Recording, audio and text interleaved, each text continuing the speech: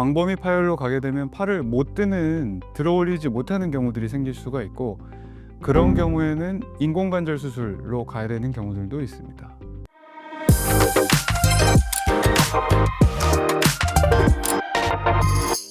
안녕하세요. 저는 서재군 링커병원 정형외과 조요한입니다.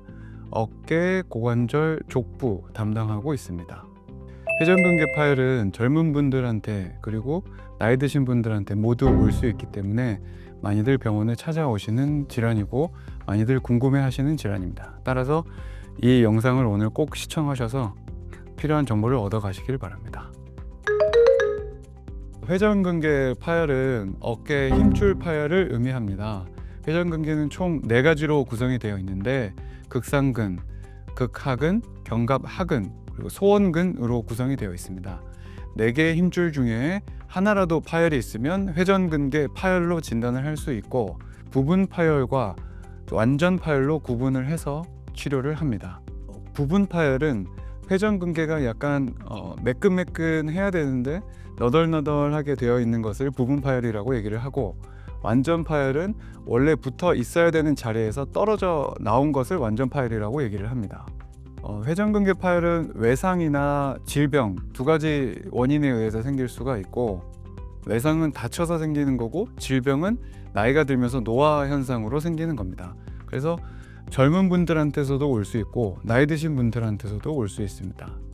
회전근개 파열은 방치를 하게 되면 부분 파열은 완전 파열로 진행을 하게 되어 있고, 완전 파열은 총 4단계로 구분을 하는데 소파열, 중파열, 대파열, 광범위 파열로 구분을 할 수 있고, 놔두게 될 경우에는 소파열이 점차 광범위 파열로 진행을 하게 됩니다. 완전 파열의 경우에 수술을 꼭 해야 되는데 소파열보다 광범위 파열로 갈수록 수술도 오래 걸리고 수술 후의 결과도 좀 떨어지는 걸로 나와 있습니다. 광범위 파열로 가게 되면 팔을 못 드는, 들어 올리지 못하는 경우들이 생길 수가 있고, 그런 경우에는 인공관절 수술로 가야 되는 경우들도 있습니다. 회전근개 파열의 증상은 주로 어깨 부위 통증이고, 심한 분들은 전완부까지 통증이 내려오기도 합니다. 그리고 야간에 통증이 있으신 분들도 있는데, 특히 왼쪽 어깨 파열의 경우에는 왼쪽으로 누웠을 때 통증이 발생을 하게 되고, 이런 부분은 상당히 오십견의 증상들과 겹치기 때문에 반드시 병원에 오셔서 진단을 받으시고, 오십견이면 오십견에 맞게, 회전근개 파열은 회전근개 파열에 맞게 치료가 필요합니다. 회전근개 파열은 아직 많이 진행되지 않았을 때 관절 운동 범위가 나오기 때문에 오십견처럼 팔을 못 움직이거나 아예 못 쓰는 경우들이 있지는 않을 겁니다. 회전근개 파열이 초기에는 증상이 없을 수도 있고, 파열이 어느 정도 진행이 돼서 파열 부위에서 염증이 모이게 되면 그 염증 때문에 통증이 발생을 하게 됩니다. 회전근개 파열에서도 오십견과 마찬가지로 염증이 심해지면서 관절 운동 범위가 감소하는 경우들이 있습니다.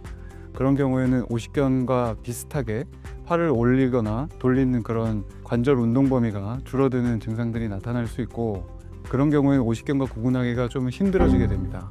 따라서 증상이 오래됐을 경우에는 MRI 등 정밀 검사를 해봐서 회전근개 파열이 있는지 그리고 오십견인지 확인을 해볼 필요가 있습니다. 회전근개 파열은 주로 팔을 어깨 위로 드는 동작에서 통증이 있다든지, 팔을 옆으로 이렇게 벌리는 자세에서 통증이 있다든지, 아니면 주로 이쪽 부분에 통증이 있을 경우에는 회전근개 파열을 진단할 수 있고, 보통은 그런 경우에도 약을 드셔서 좋아지는 정도라면 파열의 정도가 심하지 않다고 보셔도 되고, 약을 드셔도 계속 통증이 있다면 회전근개 파열이 생각보다 많이 진행되어 있을 수 있기 때문에 꼭 진단을 받아보셔야 됩니다. 병원에 오셔서 진찰을 하시는 게 가장 중요하고, 엑스레이는 가장 기본적인 검사가 되겠습니다. 그리고 MRI나 초음파 등을 해서 완전 파열이나 부분 파열의 여부를 확인하고 거기에 맞춰서 치료를 하는 게 좋겠습니다. 상황이 안 되는 경우에는 초음파로 대체를 할 수 있지만 가장 정확하게 검사를 할 수 있는 것은 MRI입니다. 오늘은 회전근개 파열의 정의, 증상, 진단에 대해서 알아보았고, 다음 시간에는 치료에 대해서 알아보겠습니다. 감사합니다.